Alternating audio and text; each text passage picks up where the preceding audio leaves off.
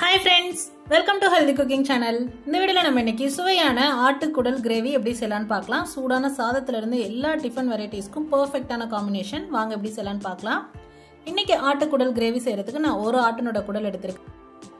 ஒரு 5 தடவைல இருந்து 6 தடவை வரைக்கும் நார்மல் வாட்டர்ல நல்லா வாஷ் பண்ணி எடுத்துக்கோங்க. அதுக்கப்புறமா கை பொறுக்கிற அளவுக்கு தண்ணி சுடு தண்ணி வச்சுட்டு அதில் மஞ்சத்தூள் உப்பு சேர்த்துட்டு 10 நிமிஷம் அப்படியே அதில் விட்டுட்டு அதுக்கப்புறமா அலசி எடுத்துக்கோங்க. இப்போ குக்கரில் சேர்த்துட்டு 1/4 டீஸ்பூன் ஜீரகம், 1/4 டீஸ்பூன் மிளகு, 1/4 டீஸ்பூன் மஞ்சள் தூள், 1/2 டேபிள் ஸ்பூன் கல்லுப்பு சேர்த்துட்டு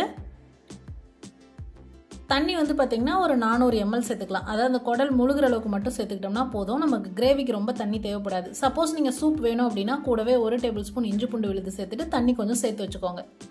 இப்போ இதை 8 விசில் விட்டு எடுத்துக்கலாம்.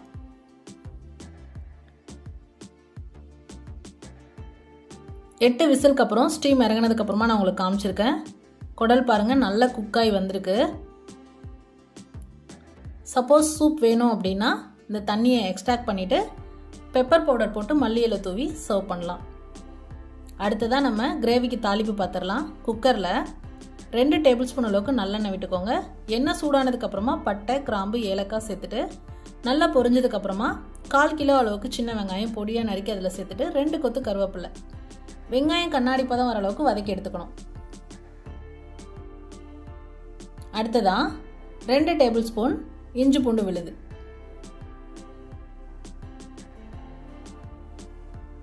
இஞ்சி பூண்டு விழுது பச்சை வாசனை போகிற அளவுக்கு வதக்கி எடுத்துக்கோங்க. அடுத்ததான் 2 பெரிய சைஸ் தக்காளி பொடியாக நறுக்கி சேர்த்துட்டு 1/4 டீஸ்பூன் அளவுக்கு கல்லுப்பு சேர்த்துக்கோங்க.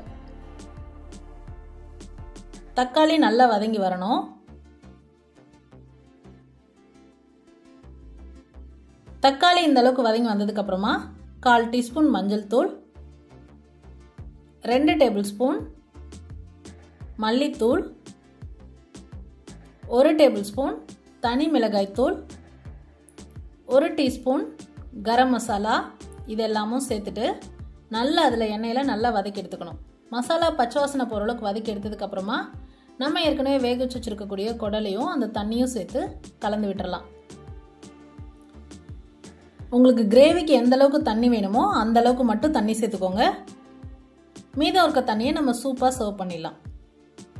இப்போ இந்த மாதிரி எல்லாம் நல்லா கலந்து விட்டதுக்கு அப்புறமா உங்களுக்கு கிரேவிக்கு எந்த அளவுக்கு தண்ணி வேணுமோ அந்த அளவுக்கு சேர்த்துட்டு குக்கர் மூடி போட்டுட்டு 2 விசில் விட்டு எடுத்துக்கலாம்.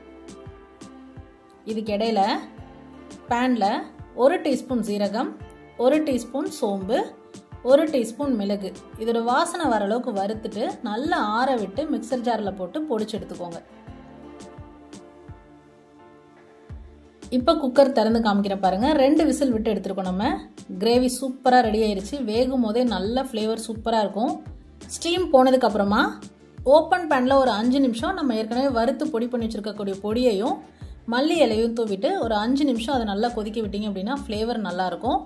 உங்களுக்கு சப்போஸ் கிரேவி வந்து ரொம்ப தண்ணி பதமாக இருக்குது அப்படின்னா கொஞ்சம் நேரம் கூட சேர்த்து கொதிக்க விட்டுக்கோங்க. இப்போ பாருங்கள் எனக்கு தேவையான கன்சிஸ்டன்சி கிடச்சிருச்சு. அதனால் இதோட நான் ஸ்டவ் ஆஃப் பண்ணிடுறேன். சூப்பரான குடல் கிரேவி அட்டகாசமாக ரெடி பண்ணுறது எப்படின்னு இந்த வீடியோவில் நம்ம பார்த்தோம். நான் இன்றைக்கி இந்த அட்டகாசமான குடல் கிரேவியை பூரி கூட வச்சு சர்வ் பண்ணியிருக்கேன். சூப்பரான காம்பினேஷன். ட்ரை பண்ணி பார்த்துட்டு உங்களை கமெண்ட் மறக்காமல் சொல்லுங்கள் ஃப்ரெண்ட்ஸ். இது போன்ற ஹெல்தி ரெசிபீஸ்க்கு மறக்காமல் ஹெல்தி குக்கிங் சேனலை சப்ஸ்கிரைப் பண்ணுங்கள். இந்த வீடியோ உங்களுக்கு பிடிச்சிருந்தா லைக் பண்ணுங்கள், ஷேர் பண்ணுங்கள், கமெண்ட் பண்ணுங்கள். தேங்க்ஸ் ஃபார் வாட்சிங்.